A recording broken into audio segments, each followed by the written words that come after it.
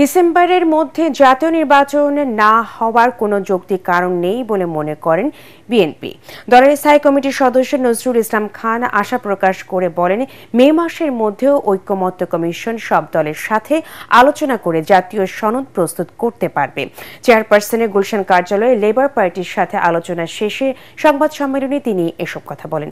Labour পার্টির chairman Mostafizur Rahman Iran ডিসেম্বরে জাতীয় নির্বাচনের দাবি জানিয়ে অবিলম্বে রোডম্যাপ ঘোষণা করতে অন্তর্বর্তী সরকারের প্রতি আহ্বান জানান।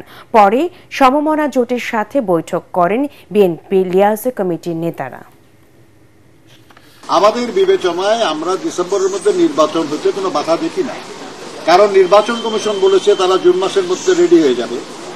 আমরা দেখছি ঐকমত্য কমিশন বলছে মে মাসের মাঝামাঝি সময়ের মধ্যে তারা বিভিন্ন রাজনৈতিক দলের সঙ্গে আলোচনা ক্রমে একটা মোটামুটি একটা জায়গায় পৌঁছবে যেখানে একটা জাতীয় সনদ প্রস্তুত করা সম্ভব হবে।